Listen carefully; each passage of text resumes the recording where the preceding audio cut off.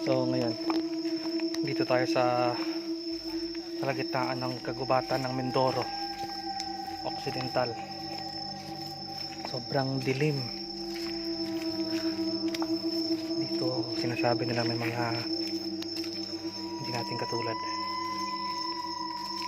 Kaya samahan nyo magpatuloy. Sobrang putik. Parang may nakasunod sa akin. Grabe. Sobrang dilim.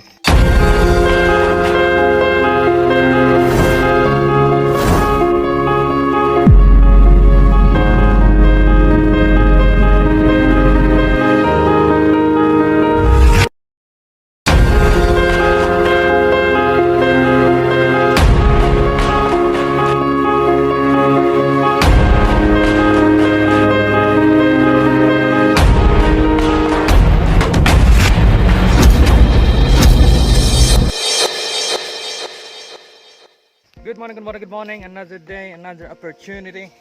Nandito na naman tayo ngayon sa isang lugar na kung saan hindi nyo alam.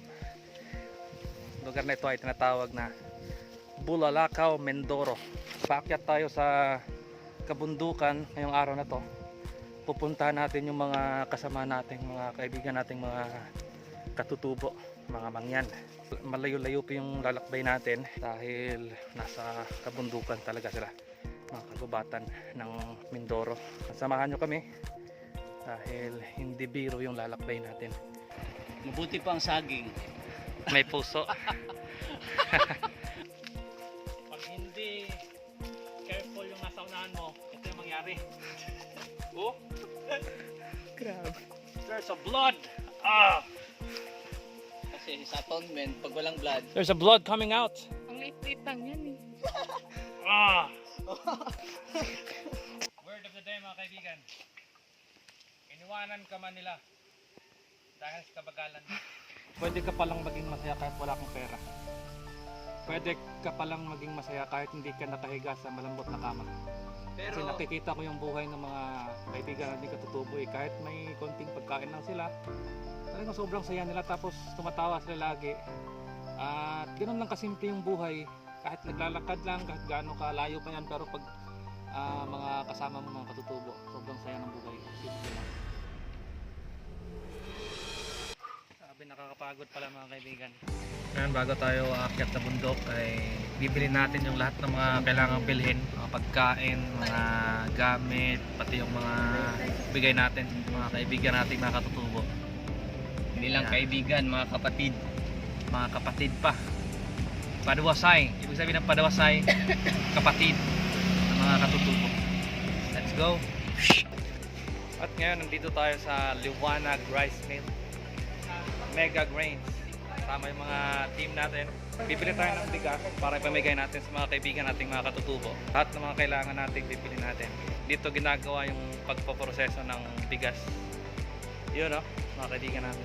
So relax muna tayo dahil Hindi pa dumadating yung big bite, kaya mahaba pa yung malakbayan natin. Punta tayo dyan, Dad. Punta yung buhay natin dyan. Hindi niya nakita ang minamahal, pinaiking ni Egan. Dito natin ikakarga yung bigas. Sir Brad, kaya? Kaya? Lagyan lang ng tali, no? Yun. Ilan ba lahat? Dalawa na lang siguro, tatlo sa inyo. Tatlo. Ito lahat eh. Kung kaya sana ng tatlo eh. Bakit hindi natin tatatluhin? Gawa ng kakapaayos lang at saka hindi pa nag-change oil yung motor. Pero kung bagong change oil sana to, kaya naman yan kahit lima pa. Yan. Kahit 10, no? Basta, ano lang, isa-isa lang. Yamaha lang malakas. Baka naman, Yamaha! Oo. Ano na, sama ka sa bundok na eh. Grabe, yung tibay ng nanay ah. Yung isang kasama natin ay dihado. Ano nangyari? Ha? Suka. Grabe, hindi pa nga tayo nakaakyat, nagsusuka na. Kaya... So, sa pala sa pinakamataas na bundok sa Mindoro yung aakyatin natin. So, doon natin matatagpuan yung puta ng mga mangyan na hindi na nare-reach yung mga kapwa Pilipino o mga gobyerno. So, tayo binabayan ng Diyos, ipapakita natin na kahit saan tayo makarating ay kaya-kaya natin nabutin yan. Ano? Yeah. Sa pamamagitan ng tulong ng ating Panginoon. Shout out nga pala ano, sa Liwanag Rice Mill. Baka naman. Ngayon ay mauuna yung mga nakamotor. Dahil maulan na. Baka masato. Alis na kami. Okay lang, Brad. Okay lang. Kaya yan.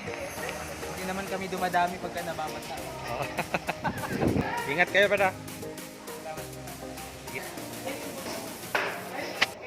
Ano masabi mo, bro? Sakit na likod ko. Sobra. Hi! Yun yung pinakamagandang babae dito sa Luzon. Si Ate Ruth. Ay, At saka nawa. si nanay. Ano, ate? Oh, bakit? Hahanapan niyo na ako? Ready na? Ready na! Ready na! Ready na saan? Ready na umakyat ng mundo. Ganun.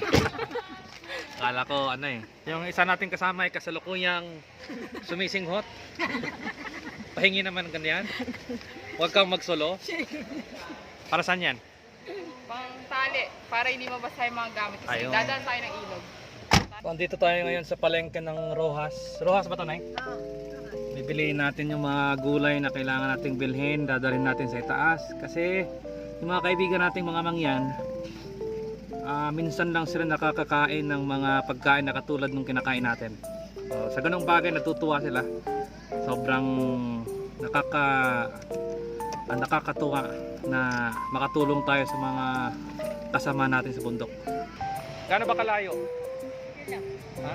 Yan ba yung pupunta natin sa bundok? Mga nasa 8. 10 pala. 10 oras? Okay lang. Papuntang ano?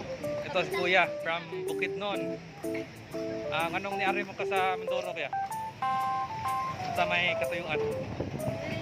Diri man gusto gitawag sa Ginoo. Amen. Grabe no? Kay sa Luzon, sa Visayas, Mindanao, may dagan-dagan ang mga missionaries mo. Oh, dito kakunti lang. Dito lang din tayo. Grabe. Kahit praise the Lord. Kahit ilan lang tayo. Pero pagkasakaling palang araw, Oo. magdami tayo dito. Kasi lahat ng mga mararami nagsisimula sa kakaunti.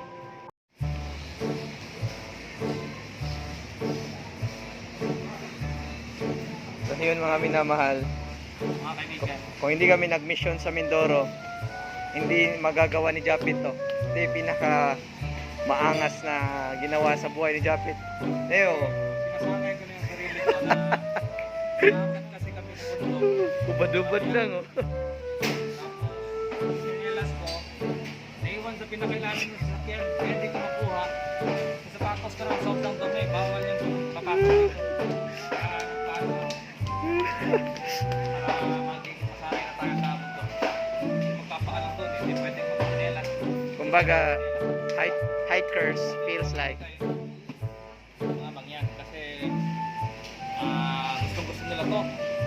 Mas bihira lang sila makakain ng ganito. Tapos kung gusto naman, ganito gamitin. Pag-post insert post and share. Yan, dual purpose. Purpose. Pero ang talagang mga minamahal, ang talagang nagdala dito sa lahat, walang iba kundi ang brand new slipper shoes ni brother Jack Malak. Medyas ka na nakasapatos na kami. Ayun.